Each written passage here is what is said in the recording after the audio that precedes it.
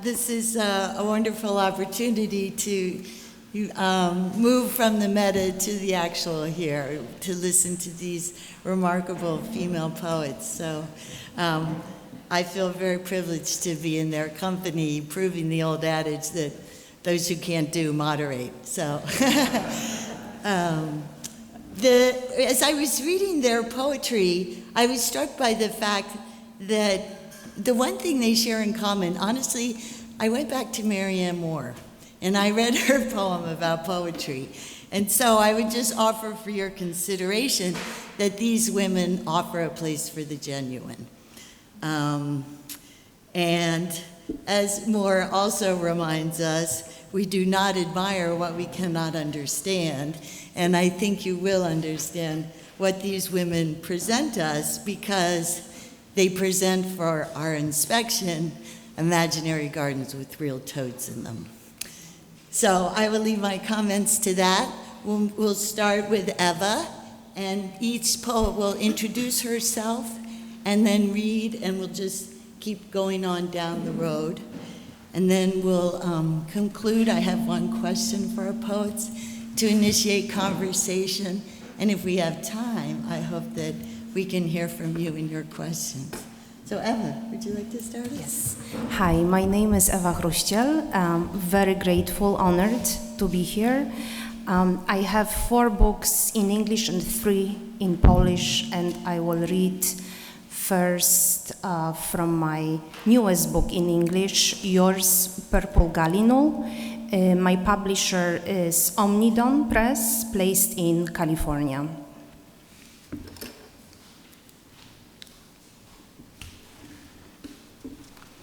Acts of Exile. My 80-year-old dad visits from his native country. The Global Cafe Club I run at the college is having a belly dancing workshop. There is a table with some soda and chips for the workshop guests. The workshop begins, and my father positions himself in an armchair far in the corner with bowl full of chips. It is the first time I am taking a belly dancing workshop. It is his first encounter with chips. The chips, a symbol of the rotten West, were inaccessible during the communist regime. After the regime collapsed, they were one of the most expensive imports on Polish shelves. I bent the knee to drop the hip and straighten the knee to lift the hip again and again. My dad in his corner lifts each chip to his mouth and crunches over and over. Not unlike a burlesque show, we each indulge in the forbidden. The belly dancing coach says, imagine you have your arms full of groceries and you push the car door shut with your hip. I recall my dad getting lost years ago, his first time in an American supermarket.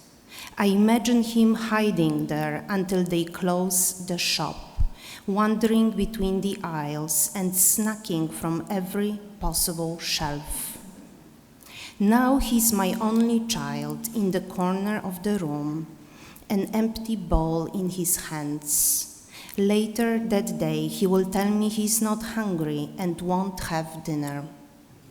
The closer you are to the ground, the easier it will be for you to find the balance, the coach says. How we both try. And this is actually from the book in which which revolves around mental health. I have birds as protagonists, and I have a persona of a psychiatrist who diagnoses and misdiagnoses and overdiagnoses birds. And there is also a persona of a poet. And at a certain point, the intentions start dissolving and they swap places. And at the end, also, the birds get very upset at the act of anthropomorphization, and they write me a letter and diagnose me. So I'm going to read a poem, and I wrote this book during my sabbatical. I teach at Colby Sawyer College in New Hampshire, liberal arts college. I was observing birds. I couldn't go to Poland. It was when COVID started. So I'm going to read a poem about bluebirds, which you don't have in Italy. We don't have them in Poland. These are not blue jays. They are very blue. And our neighbor built us nesting boxes, and bluebirds started to arrive. And it's been the third year. Consider, and it made me think about maternity. What does it mean to be a mother when one doesn't have children? And about fecundity. Consider a womb as a bird. One powder blue unfertilized egg and 3 blue nestlings, and we build a station of dreams. Fecundity, what is it? If she had a child, she would tell it these nesting boxes are about luck and timing, although best when they just transpire, so we can proclaim a miracle and shun meticulous planning. But she tells an invisible child carrying her down rivers that to be the mother of all means to dwell in sorrow and evanescence. A mother and a virgin in one is our ideal, so we overcome gravity with tails. And these bluebirds, domesticated partially, reproduce in our hands. Hands of a mother are a cradle, and hands of a non-gravitational mother a boat. Ancient Greeks believed the uterus had suckers. Imagine it as an octopus or a cuttlefish.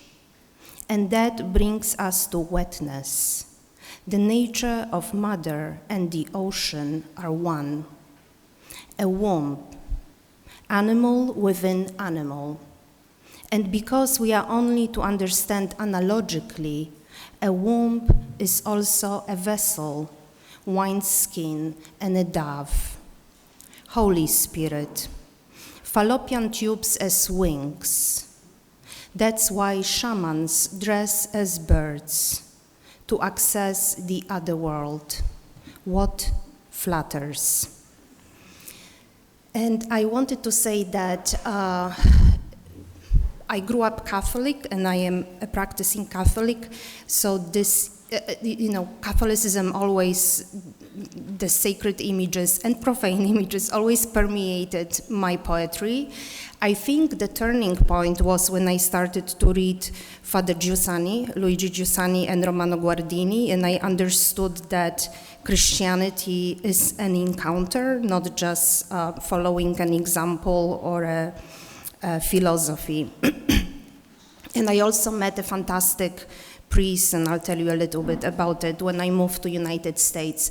The first poem I read, I called Acts of Exile, and exile in its Greek etymological meaning, xeniteia actually, means the spiritual detachment, which was a very positive thing for monks of antiquity. They would remove themselves to the desert. So that was my take on it, taking belly dancing workshop. And I do want to ask you to pray for my father, for his eternal life. He passed away in April. And that when he visited me in the States, it was around 10 years ago. So it's very meaningful to me. There are also poems about teaching, so I wanted to read one poem. How many of you know Elizabeth Bishop? I love Elizabeth Bishop. Do you know the poem The Moose, which she has written for a long time, 20 years maybe? And so this is my teaching of moose. And for those who don't remember, there is a long bus journey from Nova Scotia to Boston, Worcester, and at a certain point the moose comes outside on the road, and it's this grand moment of revelation, epiphany, a sacred moment. The poet reads aloud Bishop's Muse to her students, and I always tell my students not to settle for less, not to settle for mediocrity, and this is probably the biggest teaching for me of JP2. The poet reads aloud Bishop's Muse to her students. I trot line by line, showing my students leaps in space and time. Poetry is an Arctic fox, I tell them, leaping in the air to catch his prey, each of his muscles astute. Fox eats like a saint. When I get to the bus's sudden jolt, as the moose comes out of impenetrable woods, towering, antlerless, high as a church, homely as a house, I want them to be there, to get a match struck in the dark. But all my students hear from my Eastern European accent is mouse. What's the big deal? Why stop the bus? They whisper. And the mouse as big as a church? They wonder at my love of poetry, my silly enthusiasm, and I think of all my life ambitions, as big as Caucasus mountains to me, mounts to others, and how I want to rise in the middle of the road, like a cathedral, stop passers-by, but all they see is a small mouse, nervously building her nests in foreign walls. Thank you.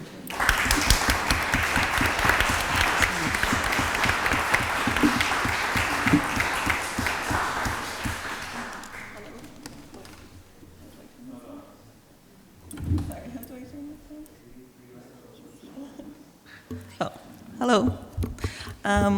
My name is Roshan Kelly. I'm not going to read from my book Mercy, which is very infused with Catholic imagery, but they were mostly kind of love poems and very kind of sensual, body-focused poems. The poems that I write these days are me kind of trying to come to terms with my origins. So I was born in Belfast, in Northern Ireland. As I'm sure you know, Ireland is divided in two, and the north of Ireland is British territory. My family have always lived in Belfast. They're part of the Catholic community. Some of the places I reference in this poem north are of West Belfast, which is predominantly Catholic. And my parents grew up in the 70s amid all the violence of Northern Ireland,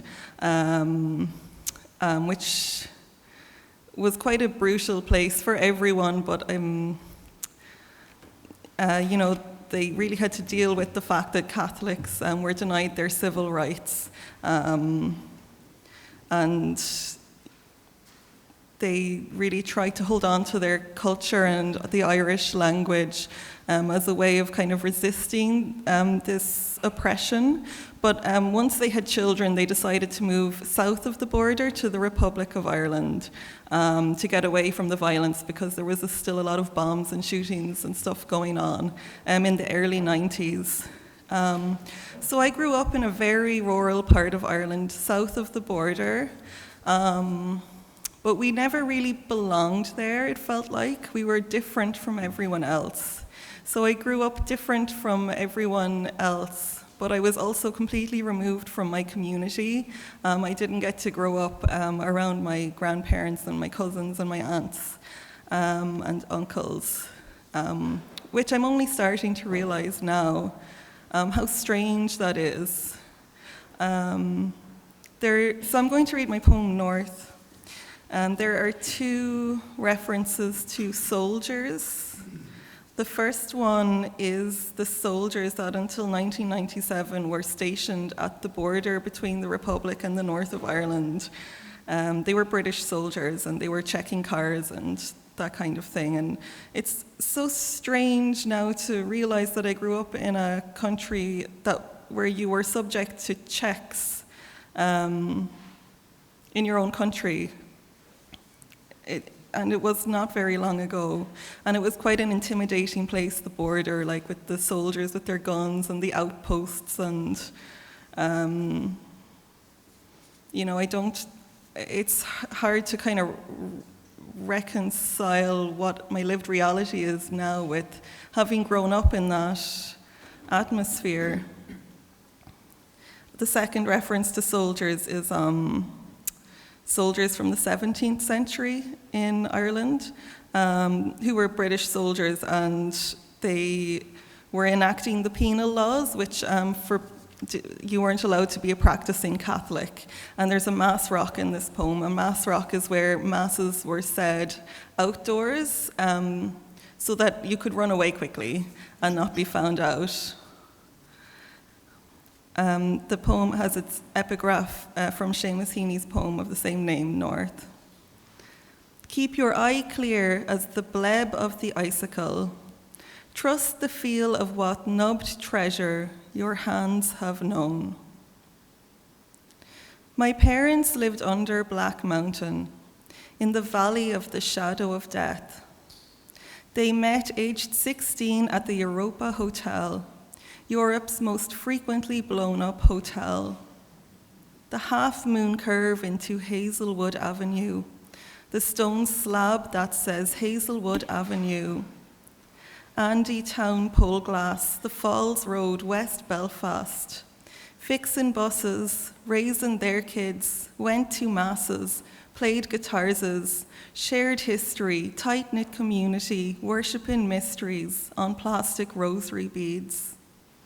Andy Town Fern, dug up and transported, south of the border, hidden from soldiers. The soldiers are British, I'm Irish, they're British. I'm Irish, I'm Irish, I'm Irish. Here's how I spent the next decade in Leitrim. I dug a glass bottle from the dirt round my home. It was blue and said milk of magnesia. I scratched the English word for frost into a glittering silage bale's frost. By day, Sliabh on Éireann faded in. At night, it faded out again, like a paper mountain. My mom likes to look at the mountain. She says it reminds her of home. I go with my dad to the top of the mountain, to a cleft between outcrop and cliff. Catholics once said Mass in secret here, concealed in the cold sacred split. A stone altar is scattered with pennies. A tea light is drowned in a jar. Sliabh on Éireann means Iron Mountain, named for its deposits of ore. They smelted the iron with charcoal, till there were no trees left to make charcoal. Now dark blocks of Sitka plantations absorb all sunlight and sound. No one is watching for soldiers approaching over heather and marshland and turf. The borderlands factories lie to the east, where thin ladders crawl up to heaven between silos for storing cement. To the south is Masonite smokestack.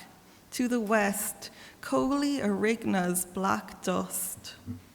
But it is to you, North, that I turn now, gazing into the distance between us, where a fabled forest my teacher spoke of once stretched from shore to shore, so that, they said, a red squirrel could travel the country without ever touching the ground.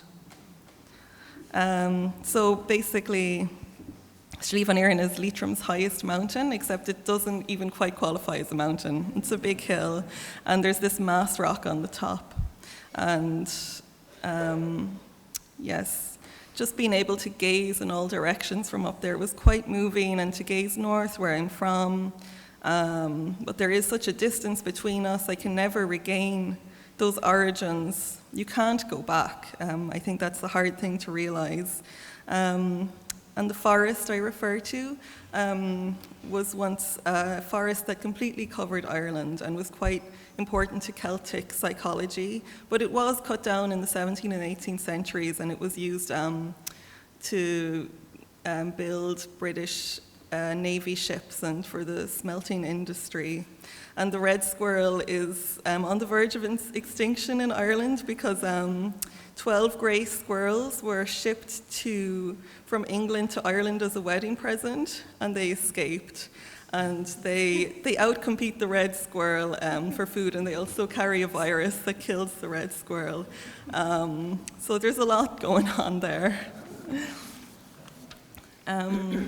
This next poem is set in Leitrim, that rural place south of the border where I'm from.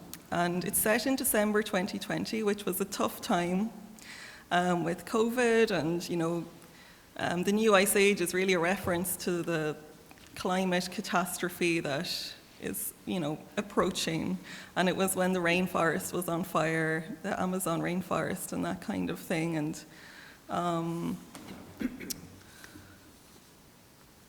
yeah, I guess it's a poem about looking to the future, but also trying to have faith. I didn't realize that, obviously it's got a lot of religious imagery. I'm visiting a church in it and that kind of thing, but one thing I only realized yesterday was this image of, at the farm near where I live, the farmer leaves on the radio so that he says it keeps the cows company so they won't get lonely. So you can be walking along in the pitch blackness in the middle of nowhere, like it's a very isolated area. And as you walk towards the farm, you'll start to hear voices, and it's very odd. And then you realize it's the radio. And I kind of think, there's something there, like maybe God is the radio, we're the cows. He's still there, still talking. And just a note on the end of this poem, there's a reference to hawthorn, which is flowering in Ireland this month. It's very beautiful, white flowers, a very strong perfume, but Irish people are really superstitious about it. You won't bring it into the house. And there's a theory that this is because the flowers, the scent they emit is, they emit the chemical, I can't pronounce it, triethylamine, which is reminiscent of decomposing dead bodies. Which would have been a smell much more familiar to us in the days before embalming. So it's probably not something you want to bring into the house. At the same time, I do feel that Irish people are quite in touch with death.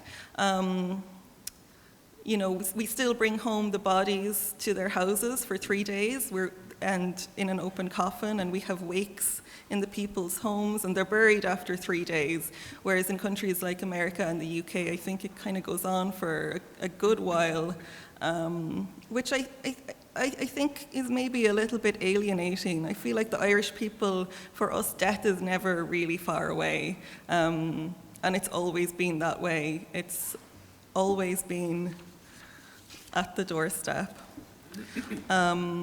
And there's also a theory that that same smell of the hawthorn is reminiscent of sexual bodily fluids, so maybe another reason why we don't want to bring hawthorn into the house. The new ice age.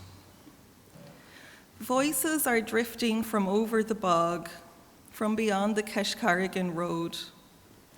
A bird cloud rises like ash from the field as the wind stirs the reeds to a rustle. The clack and snap of the swinging bench chain is the slow tick of a clock or the echo of a faraway gun. The glow of masonite smokestack clots the horizon. Through the kitchen window I can see the red and blue plaque of CNN's luminosity and my mother's hand knocking on the glass to summon me. Saturn and Jupiter are floating together for the first time in 400 years. I take the binoculars and crouch by the fence. So the gas giants float between two wooden planks, near the factory's upward twirl of orange smoke. One planet's spark is bright, the other faint, sperm approaching an egg. Ireland's ice sheet once covered this land, a kilometre deep, a kilometre closer to heaven. How hot the stars would seem from way up there, how near the conjunction of planets that once was thought to be the Star of Bethlehem, or linked to portents of doom. The next day I walk past ridged teardrops of drumlins and plantations of felled Sitka spruce. Within a slatted shed, the radio talks to the cows. New cases recorded, 671. The rainforest on fire in Brazil. Board Namona to seize its extraction of peat. Tonight the great conjunction to peak. The parish church is locked. I look through a window. The sacristy lamp hangs red from its chain. Around the back, a bucket has frozen, and I pry out its thick disk of ice. At the grotto outside the gates of the church, I lean the ice by a statue of Mary. The country lanes are deserted, the setting sun as intense as Jupiter's great red spot. In a month or so, the field's tough green rushes will be woven into St. Bridget's crosses. Meanwhile, the Virgin's ice disk melts, and I must not forget, the summer I penciled my X in the box at the lonely parish hall beside this lonely parish church, and said, yes, I will, yes, 1,000 times yes, before folding my ballot in half and walking home this way in evening light, amid the hawthorn's Maytime scent of sex, death, life. Thank you.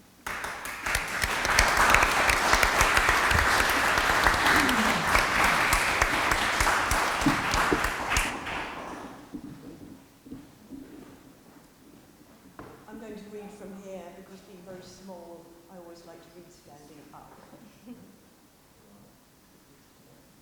There you go.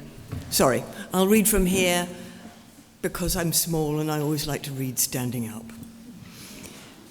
My name's Hilary Davis, and I'm an Anglo. I was born in London within the sound of Bow Bells. That makes me a true Londoner. My father was also Welsh, so I think of myself as British. There's been a lot of talk so far about people's inheritance from their Catholic childhood and upbringing. I'm a convert, and no doubt we will be talking about that aspect of coming to the Catholic faith in due course today. My parents also, having been Anglicans, had become agnostic, and they deliberately did not expose me to what I might call the liturgy. At school I learnt the scriptures, so I was familiar with them, but I had no experience of what I might call liturgical worship growing up whatsoever.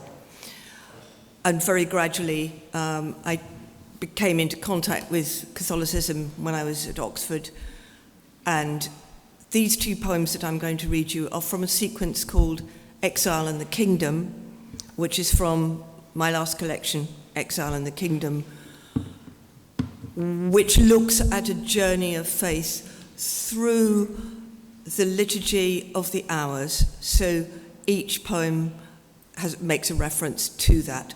So it's both a personal journey, but it's also trying to set that journey within the greater journey of, if you like, all faith journeys, and maybe also the journey of the church.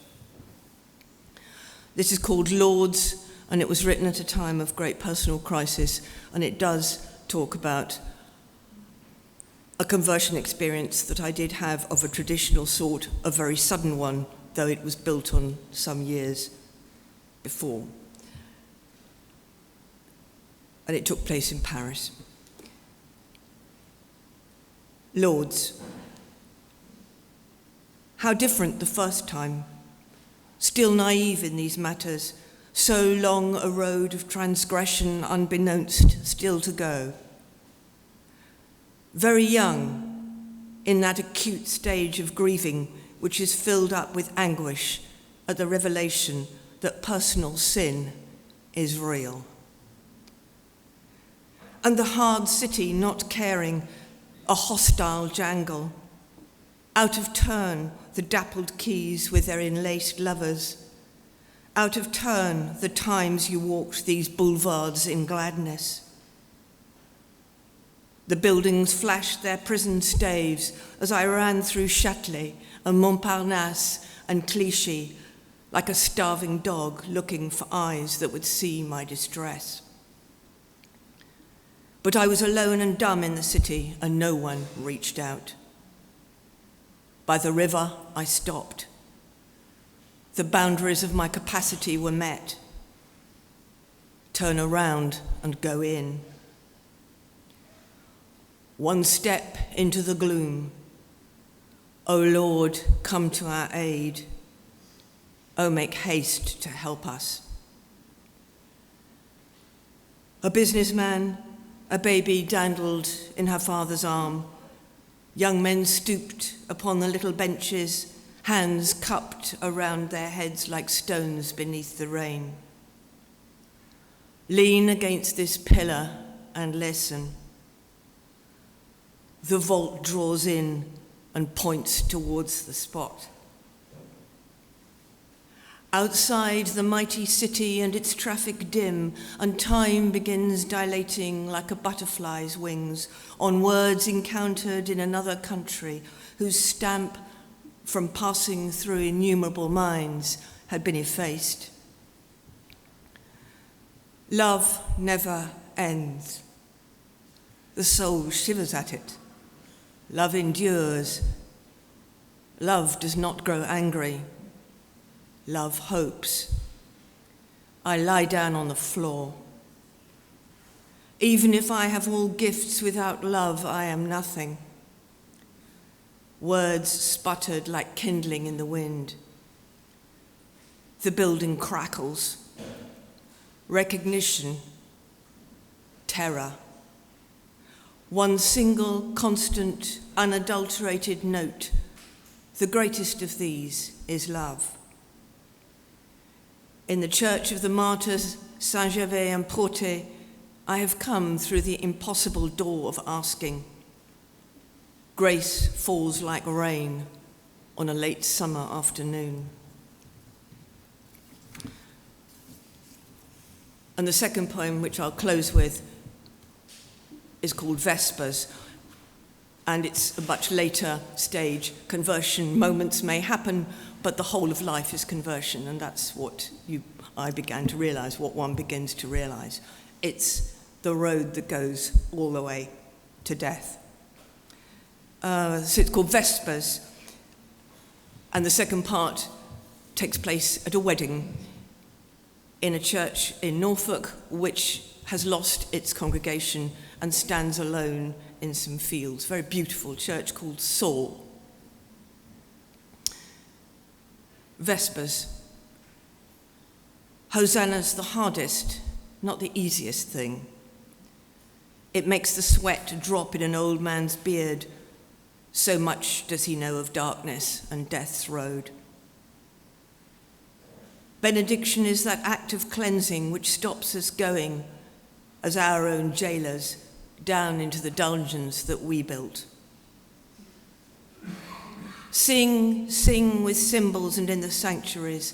Send the heart out onto the high combs and round the evening tables to uncover what it should honor, for the heart is hungry to garner illumination into the barns of praise.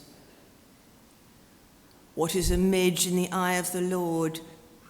All that is bought, owed, earned, inherited, the grabs and saws of growth, the stridor of the corporalities, and soaring palaces stretching their fingers to the edge of doom.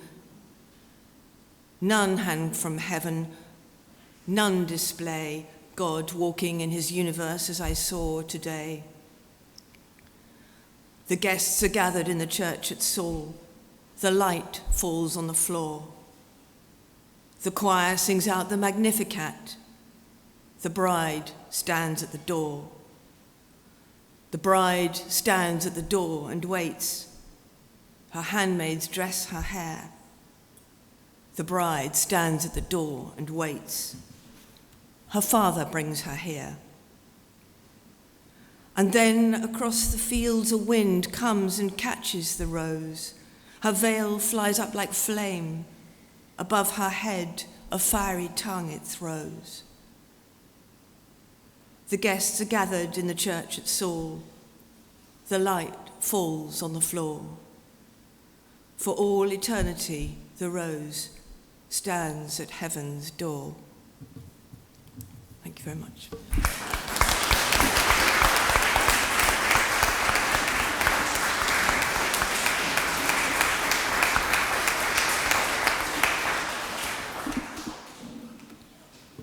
Wow, it was amazing. So I was also brought up in a non-religious household. In fact, I was brought up as a really good atheist and taught to hate Christians, particularly Catholics. So I've been writing poetry for far longer than I've been a Catholic. And when I came to poetry, I was very clear in my own mind that I was writing to save myself and to save the world. You know, to me, language, we talked yesterday about language masking things or unmasking things. And to me, language is crucially important in making the world more real and in searching out truth. And just at the very level of which noun you choose, which adjective you choose, the rhythm, the music, it's about peeling the veneer of stuff and letting us see it fresh, as if it's for the first time, what Shelley called defamiliarization. So this is what I was engaged with as an atheistic poet. And the way that I tried to do it was not only through language, it was through putting myself into the drama of what I now call salvation in a confessional way. So I wrote a lot about sex, about death, about all of those big, big themes. And of course, then people read your work and say, oh, she's always talking about herself. But that's not really true exactly. I think that great confessional poetry is not about writing about your own mundane existence. It's putting yourself into that human epic drama, which is what great confessional poets like Sylvia Plath did. I mean, Sylvia Plath's poetry is not about getting up in the morning and going out for a coffee. It's about, the Electra complex, and it's about death, and it's about really mythologizing her own reality. So once I'd published 2.5 books of poems, I then had this very, very dramatic conversion to the Catholic faith. That was this enormous volte-face, if you like. So in the March, I was an atheist researching a book about female sexuality. In the December, I was received into the church in the Vatican. So that was a whole other story. It was a very dramatic experience. And once I'd become Catholic, I thought, well, how on earth do I write poetry anymore? There were several things that struck me. The first was that God is the poet, right? And he put Jesus Christ into the world as the poem. And Jesus Christ's story is every story, and it is poetry. And so for a short while, I was struck dumb, and I had nothing to say. And I thought, I don't want to write about my life anymore, no matter how I dress it up. And what do I do? So I turned to prose, and I wrote a conversion story. And I still write prose now, actually. But the poetry wouldn't leave me alone. And through a period of sort of prayer and meditation, I came to realize that I needed to, this is just at this point in my writing career, I needed to put myself into scripture and into the life of Jesus Christ, which is not new. I mean, the first confessional poet in the Christian vein was Gregory of Nazianzus, right? Gregory of Nazianzus said, if he had a bad day, he would say, today I am Christ crucified, right? If he had a day of renewal, he would say, today I am baptized in Christ. And I came to realize Gregory would write poems placing himself in scripture, describing himself as the paralytic or whoever in scripture. And I started to write poems placing myself as the bleeding woman, as Mary Magdalene, as St. Anne. And it was a way of illuminating my own experience and making sense of my human experience. And this is the resultant book, Dawn of This Hunger. Now, what I realized at the end of writing this book was the person I wrote about the most was not Christ. I'm very Christocentric in my faith. I'm very, very Eucharist-centered. And I almost had trouble with the Virgin Mary. But the deep irony of this is that in my 3 books leading up to my conversion, I had many poems about the Virgin Mary.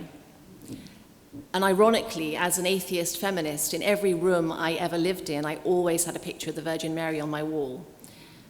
And my parents telling me I was crazy and that she was a victim and that she was a dreadful role model, I couldn't let this image of the Virgin Mary go.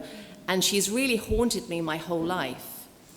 And once I'd finished writing this book, I realized that so many of the poems were about Mary and about understanding myself through Mary. And I realized that she was kind of the hermeneutic key to my existence, my relationship with Christ. And I firmly believe womankind in general, and I think that the cancellation of Mary over the centuries is what's leading now to the cancellation or the attempted cancellation of women generally. So, as well as writing poems about Mary, I have a book coming out next year, which is a memoir about my life in relation to Mary and how she came to me all through my life, right from childhood, through paintings. So that's a little aside. Anyway, so I will read you a couple of Marian poems. The first one is about the Annunciation. Interestingly as well, actually, I've always written in free verse, but what Angela was saying yesterday about the sonnet being 14 lines and 14 stations of the cross, I found that I was constantly writing in sonnets, which is really strange. Yeah, unfathomable really, but. Annunciation. The girl so still, a clutch of starlings might roost in her. Her 13 years and more are recollected in his gaze, as the purple blue of rosemary is lost in what is happening. Steady as earth she is, and soft, like turf penetrated by deep hooks of roots. How he watched her from the empty dawn of before all time. No gunshot would startle that stillness, or even make the birds around her fly. A prayer deep enough for God himself to tread, as though she were earth, and he, the weightless footfall, unused to gravity and human flesh, sighing into her consent. It's interesting to me that I talk about Mary as like being the turf where God can plant his deep hooks of roots. And it's a trope that I come back to again and again, is the Virgin Mary as a tree or the Virgin Mary as earth. And I think that a way that I've sort of understood about Mary's role is that she isn't simply a woman, she's a place. She is the New Jerusalem. She is the earth where God can plant himself. So she's a space where we can be and a space that we can pray in. And that's been really important to me. The next poem is called The Mother, and this is about Mary under the cross. And there's a novel by Colm Toy-Bin called The Testament of Mary, which was written in, I think in about 2012. And he imagined Mary and what he considered to be perhaps her real experience of what happened giving birth to Christ and with the crucifixion. And he imagined that she ran away from the cross, and she was actually quite embarrassed about Jesus and considered him a maniac, basically. I haven't read the novel because I just couldn't bear to, but it just struck me as a mother that he shows a staggering lack of imagination about mothers generally, not just about the Virgin Mary, you know. And I felt like I needed to write something to defend Mary and to say, you know, this is crazy. If your child's being crucified, you would not be running in the other direction. You know, it would take a man forgive me, men, to write that, I think. And once again, I sort of talk about Mary being the earth, and she's, I think, the genius of Christianity, sorry to go on, is not simply the incarnation, but it's about this mother who is the constant witness and the constant, she grieves, she bears witness to his utter humanity and his utter divinity, so she's tremendously important. A man once hypothesized that Mary ran from the cross to save her own skin.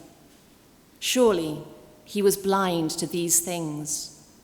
Christ, as a blasted tree, fused black against the sky, scourged, slashed, stabbed, and his mother as the deep roots beneath him. How could she go? She was the earthed wire of his agony, rooting his pain to the earth's marrow. The ground will never stop singing, nor our bones if they'll listen. Our children hurt and they cry. We carry their grief in our frames like a new kind of gravity. Understand, you who doubt this love or the grit to bear it. The long fields are ready for running, and many do run. But like those fields, seeded thoroughly with yellow everlastings, she is the ground of his life, the shell of his sounding. There is nowhere else she could be. Thank you.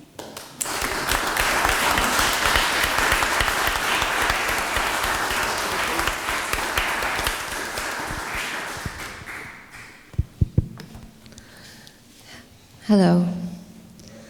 This is not an enviable position to be in literal as well as figurative ways, but I'm very happy to be here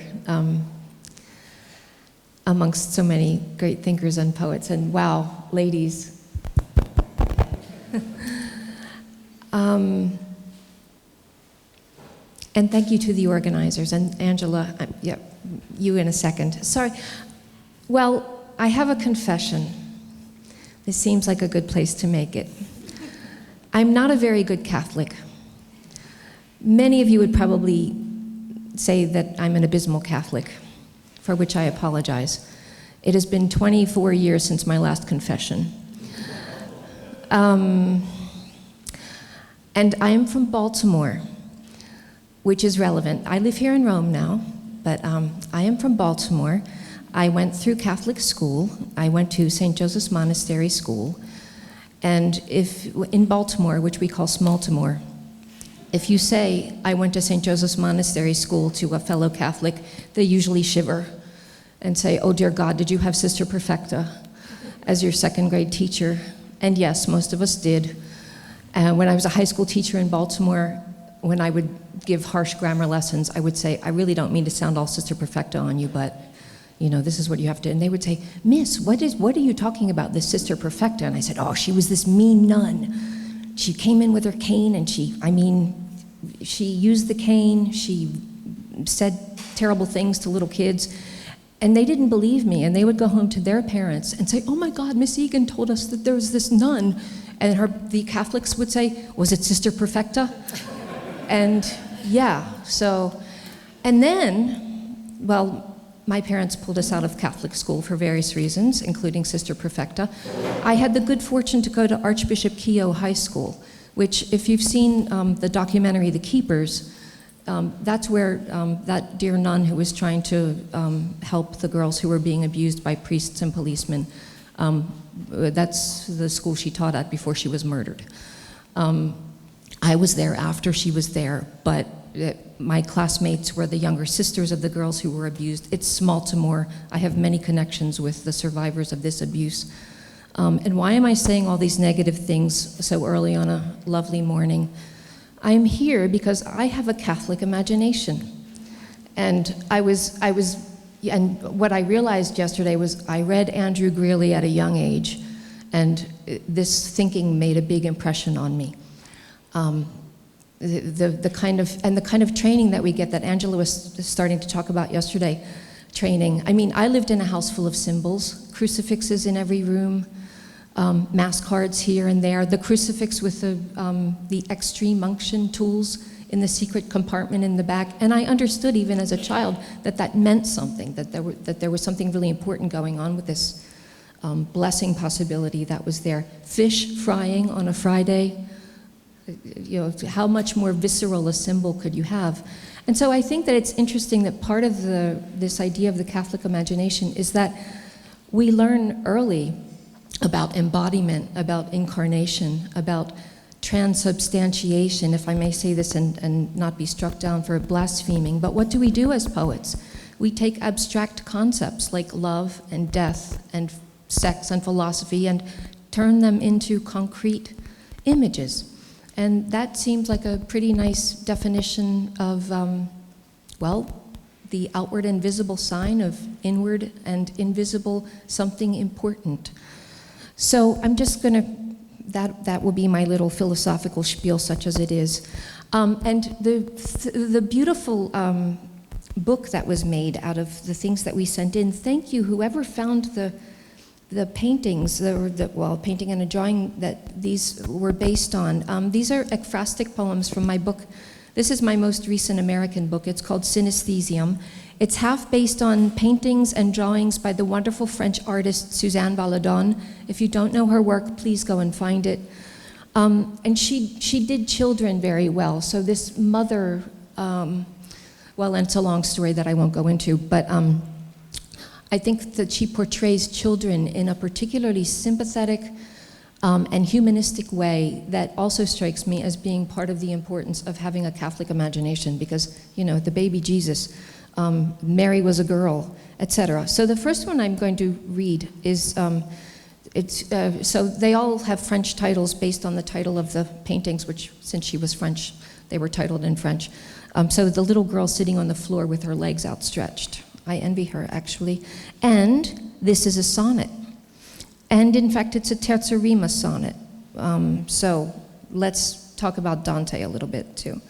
Well, she hates it when they tell her that her hair looks pretty that way and that she should try to act more like a girl.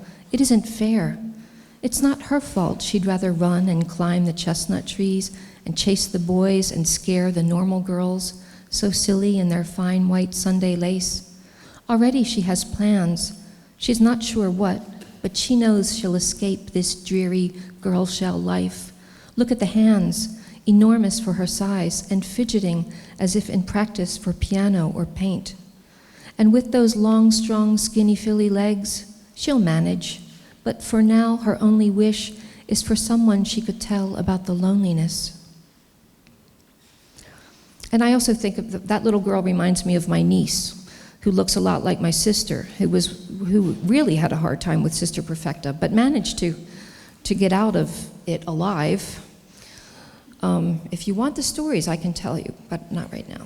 So the next one, and the idea of contemplation, of meditation, of becoming one with the thing that you are, and then the reason that it helps us to look at images when we pray. We're not praying to that thing, obviously, but we are contemplating a thing to go to something higher. That also feels like a very metaphorical process to me. And this beautiful girl, the little girl crocheting, jeune fille faisant du crochet, another sonnet. What a surprise. If not for the orange ribbon in her hair, she might be a novitiate at prayer, head bent in concentration, eyes intent upon the single sepia filament of wool or silk, her needle flashing bright. The gauzy curtains shimmer, feather light, blown inward by a gentle breeze, as if a gesture of the breath of inspiration. But she sits solid, still, oblivious to anything that's not her work, her dress perhaps a little scratchy, her black smock too heavy, and the chair, its creaks and cracks. This moment, all she knows, her yarn is soft and fine, and from it, she creates her cloth. And so that also felt like a really, the idea of prayer and meditation, of becoming completely absorbed in the spiritual practice. That struck me. That particular painting is very, it's devotional looking, although she really is just sitting there playing with her thread. This is the 2-poem warning. I hope that's okay. So the next one this is the most recent poem that I'm going to read. And I loved the reveal, the veil, the vellum, the membrane. This is a poem. I just have to explain a couple of things. Are there linguists in the room? Because if there are, I'm probably not going to be as specific as you would like me to be. But this poem is called Velar, which has to do with membrane. Go on.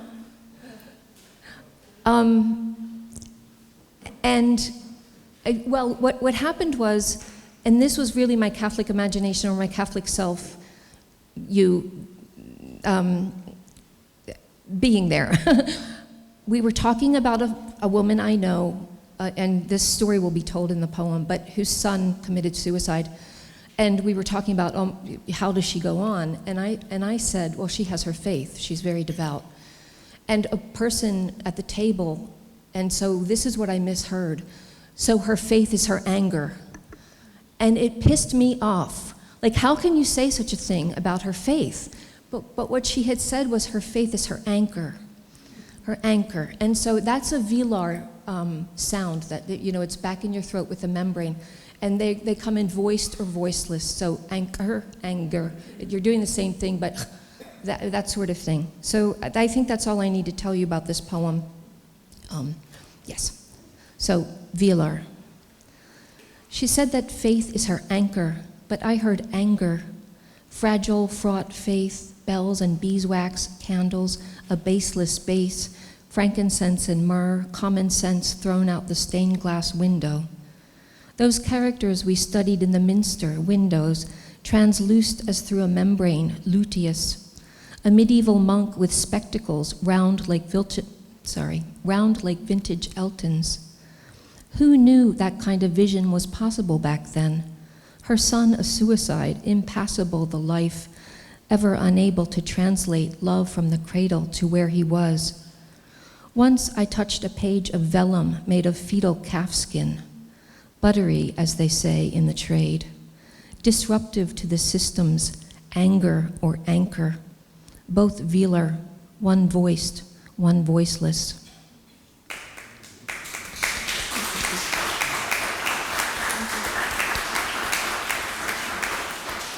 Should I stop there?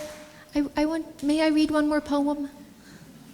No, I don't have time. I wanted to read a poem for Padre Antonio, really quickly. It's about the embodiment of love as in the metaphor of perfume, and the phases of falling in love as the phases of perfume. So, per lei. Notes on a potion. Top note, attar of roses. No one ever thought to bring me blush roses before. How can this color so luscious seem so innocent? Buttered ivory dipped in primrose, and they open slow as a honeycomb, or the tentative blossoming of trust. Middle note, sandalwood. In the dusk I stumble over roots and shadows. He insists in a whisper that we press on. Then he takes my hand and teaches me the names of the flowers in the dark of the deepest heartwood. Bass note, ambergris. The fluke breaks the surface smooth as grace or amniotic song. Salt, sweet, water, there are things I have grown used to needing, but never grow used to. His arms warm around me, the long migration home. Thank you for your indulgence.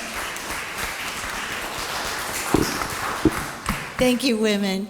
I just want to close with, I was going to ask you all your opinion on, or your response to an Emily Dickinson poem where she articulates what it means to be a poet and as a female poet. So I'll just, since her poems are all so short, number 466, if for your reference, I'll just leave you with those thoughts, and maybe in our conversations you can describe for us what it means for you as a poet to dwell in possibility and to gather paradise. So, I dwell in possibility, a fairer house than prose, more numerous of windows, superior for doors. of chambers as the cedars, impregnable of eye, and for an everlasting roof, the gambrels of the sky. Of visitors, the fairest, for occupation this, to spread wide my narrow hands and gather paradise. So we, I guess, in this collection are the fairest visitors, and I leave you all to gather paradise, thanks to this inspiration.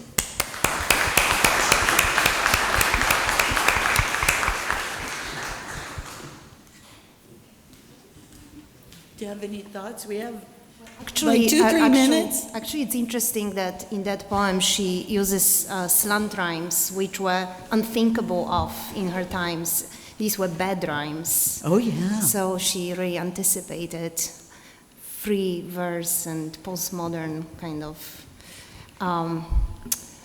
poem with, open-ended or no closure. So it's interesting.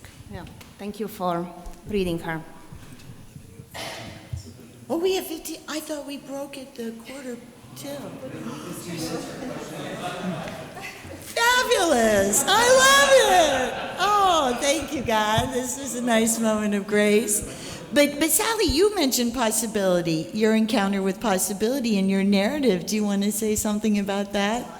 About dwelling in possibility? It's funny because, because I don't remember saying that.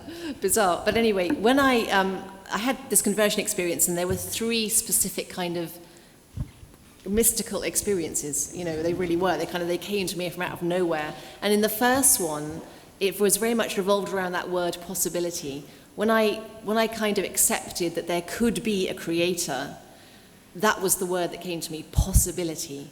Just this idea, and it seemed to, people said to me, well, if you become Catholic, the narratives will close off, your work will become very dull because suddenly there's only one story. And I found it's been the absolute opposite. It's opened up so that the stories are immensely rich and multitudinous, but they're all very deeply concerned with truth. I think that literature gets very boring when you depart from truth, and it ends up becoming very shallow and disconnected. And I think that's what the problem we have with a lot of contemporary literature.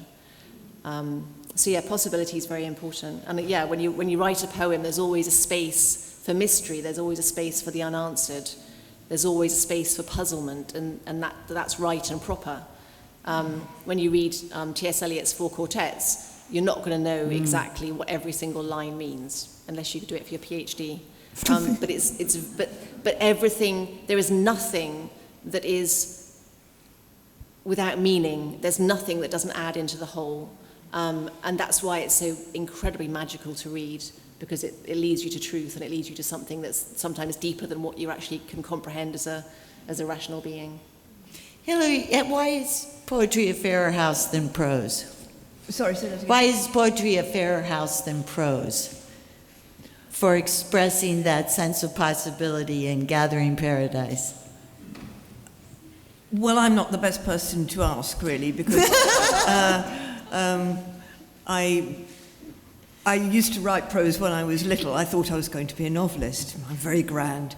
But for various reasons, after studying at university, for some reason I started writing poetry. I think form in language is very, very important.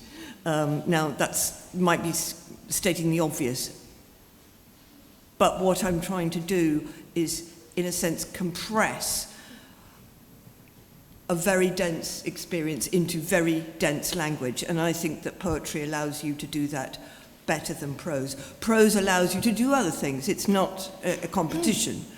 And prose writers write things that I couldn't possibly conceive of writing. But I think the density of language, so really I'm in love with language, and poetry allows you to do that. And that's where the struggle lies, in trying to express the inexpressible in language. On a slightly different note, I'd like to just pick up on what Sally said about being Catholic and a writer. David Jones, in his famous Art and Sacrament, he begins by saying, "I am a Catholic and a writer, I'm not a Catholic writer." And I think that's an interesting and for me useful distinction, because being a Catholic is the ground of being the writer. It's not the subject. I think the secular world thinks you've chosen to write about religion. No, it's the ground of what you do. I saw this very helpful distinction made in a recent article about Barbara Hepworth, where the critic said, none of the critics talk about, the reviewer said none of the critics, they're all tiptoeing around her faith. And it's the ground of what she does, not the subject matter. And so it informs everything you do. It doesn't necessarily, you don't have to be explicit all the time. Nice. More windows, more doors, as Emily says. Yes, like the fenestra caeli. Mary is the fenestra caeli. Yeah. Nice. Roisin or Moira? Yes, I really agree with what Sally said about how poetry is about building a personal mythology as a way, some types of poetry, but I think the most powerful is the type that builds a personal mythology that attempts to recapture something of the kind of human experience. And personal mythology doesn't necessarily mean the truth. I've had to read a lot of poems, like in a small community where I'm from, and there always seems to be some ex-boyfriend or other standing in the crowd, and the poem may or may not be about them, or they may think it's about them, or my friends might think it's about them, and they're like, who's it about, that kind of thing. So I'm always very careful to say at the start of those readings that poets lie all the time.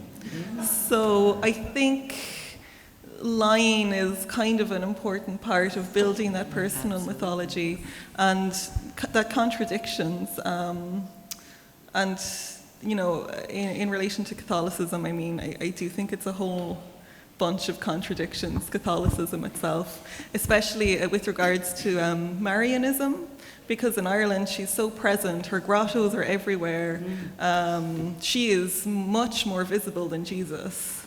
There's real devotion to her, but Catholicism says, you will worship no other God but me.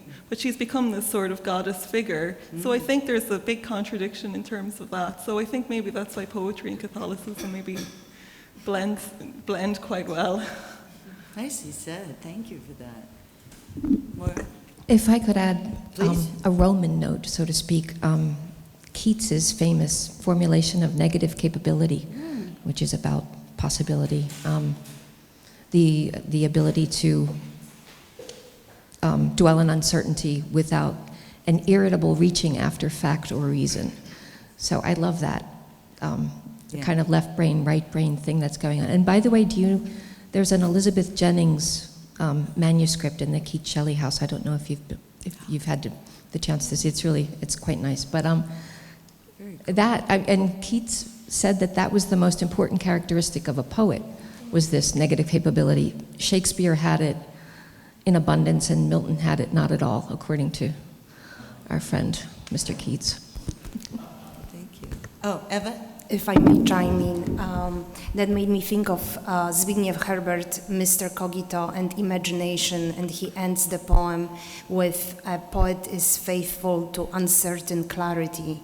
And this is also why I'm obsessed and enamored with Emily Dickinson's idea of circumference, that she often, it's a recurring topos in her poetry. It's really fantastic because on one hand, circumference, circumfero, is the work of a metaphor, shuffling images from one domain into another, just like translation, right? Which also in Latin, translatio meant miraculous transport or holy theft, removing relics from one place into another. And so, but also for St. Augustine, and I'm sure Emily Dickinson was aware of it, it was the definition of God, whose center is everywhere but circumference nowhere. And that's why she often ends her poems with circumference with no end, no estimate, no measure. And that's very much, for me, a definition of poetry. Beautiful. And this is part of what I love about Dickinson's poem, is there isn't a teleology to possibility. right? And there isn't one definable truth. There's numerous windows, numerous doors. And so I just love the way she plays with the ineffable, the ongoing, the never-ending, but also in these images that root us in the tree, in the sky, in building an abode where we dwell. So I think you all really hit on that tension there. Thank you so much. We have a little bit of time. Folks here's your chance to talk to a poet. You don't even need a quarter. Anyone have a question for our poets? Wow. Lovely, Michael. I just have an appreciation of all the poets that spoke. I was moved in very particular ways, but Eva, I just wanted to you set the ground running with this kind of choreography about your father of blessed memory, and may he rest in peace. But just the one area of the poem that just got me was the dance class and the chip eating, and these two kind of things that wouldn't have happened in the 80s in Poland. So I just feel like if you talk about navigating tensions and dwelling in the fecundity of, and I guess the possibility of these moments. I'm just recalling what poetry can do in a short space, and I want to thank you all for that. Thank you. Was that a question? No, a comment. No, it was a comment. Okay. Yeah, I do have to say that I studied English philology in Poland before I went to US to do my PhD. But I've been always fascinated actually by disproportionate images yoked by violence. So like metaphysical conceit was actually always at the root of my fascination with poetry. And I think that somehow is still present, when I try to put very disparate images somehow into one space. And I do think poetry does this distillation very well, even in a prose poem, because that was a prose poem. Thank you for honoring it. It was a bit of a risk for me to read that poem, so I appreciate. Yes, I'd like to echo Michael's appreciation for the beautiful work that we've heard this morning, and such a wide variety of voices and speaking from different places and different kinds of Catholicism. I appreciate the range of practice or non-practice in Moira's case. And I was actually reminded by this when Sally mentioned the Colm Tóibín novel. That some people may have read, The Testament of Mary, which was then made into a play. It was on Broadway for a very short time, and it was picketed by a lot of Catholics because of this representation of Mary. And I wrote a review of it in America, actually, and it was the very same sticking point for me. Tóibín is a marvelous writer, but he has something against mothers. One of his books is called New Ways to Kill Your Mother. I mean, obviously, he has this very interesting relationship with her. But yet, Tóibín has a very Catholic imagination. And what he does in that book is basically say, what if Mary were a bad mother? And she is. She's terrible. She doesn't like Jesus' friends. She thinks Jesus is foolish. And, he mistakenly, puts up with their trying to raise him up to be a god. And it's a fascinating portrayal of her. One certainly that doesn't square with my sense of Mary, but I appreciated the sort of risk that he took in saying, okay, I'm going to go against the grain here and ask a new question about how it is that we see these tremendously familiar, beloved figures, storied figures. And one of the things that a Catholic imagination can do is to kind of really explore it in ways that are, transgressive. And that was one of the questions I think that Mark asked for us all to consider. In what ways is your Catholic imagination sometimes transgressive? Does it sometimes lead you to places that are not orthodox or goes outside of orthodoxy? And the imagination, I don't think we can or should try to constrain it, right? It gives us a wealth of possibility. So even if that play or that novel obviously it was upsetting to a lot of people, I just found it fascinating. And Fiona Shaw, it was a one-woman play, and Fiona Shaw so totally embodied that character. I was very lucky to see it in previews because it was off Broadway like within a month. So anyway, I appreciate you bringing it up, especially in this context of us seeing the wide range of possibilities of directions that the Catholic imagination can go in. Anybody want to comment on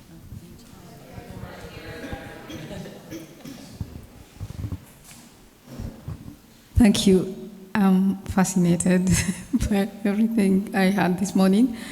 I want to observe that poetry, since yesterday and today, is like an expression in understandable words of something that's transcendent, which I think is common to all the speakers today, which like the spiritual dimension of your own life that is kind of an image in which all of us can be portrayed to some extent. So I want to ask the question in relation to the technology and the incarnation of yesterday. I think that today we got the proof to some extent that the learning machine, the language learning machines are trying to take over, but they cannot take over what you have shown us today. It's not possible. So, do you have any fears regarding what AI is doing to the art in relation to your poetry? Any of you can answer. I'm not a specific speaker. I have another confession to make. I teach creative writing, and I had a very small class last semester, and of varying levels of background in poetry and kind of, shall we say, skill. And there was one young lady who was writing, adolescent catharsis, etc.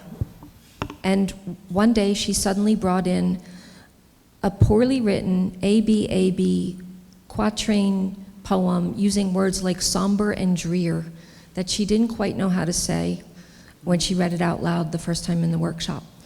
And I understood immediately that it had been generated by someone whose initials are AI. And so the first reading that we had of that poem was in the workshop, and I didn't want to call her out in front of her classmates. So I made an appointment with her, and I said, so this poem is very different from everything else you've brought in this semester. And she said, I asked a friend to write it. So somehow asking a friend to write it would be less sinful than AI. But I then plugged it. I figured out how, I'm horrified by all of this. That's just the truth. But I figured out a way to ask something out there to write me a poem in rhymed quatrains about the particular painting. And they weren't identical to the one that she brought in, but they were really frighteningly similar, using archaic language and just stupid and jam in and stuff like that. So I think until AI gets a lot smarter, it's not going to be hard for us humans to figure out, oh, no, don't think so. But it was just so bad. That was my...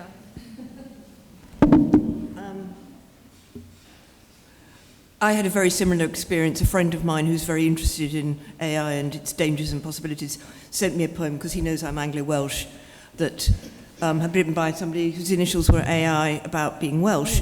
And it had all the tropes, the miners coming out of the mines, singing happily as they went along, and lots of mountains and lots of streams. And it rhymed, and it was kind of Christmas card stuff, or Valentine's card, roses are red, violets are blue, Wales is interesting and so are you, kind of thing. But it had picked up on the tropes of being Welsh, but it was nowhere as a poem.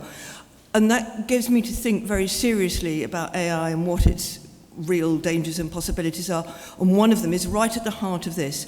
It isn't incarnational. It isn't the lived life, it's the thought life, if you like.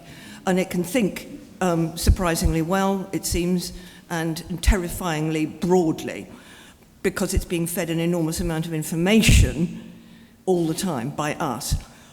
But at what point could it ever have a lived experience? Yes. That, I think, is at the real heart of people's concerns about AI.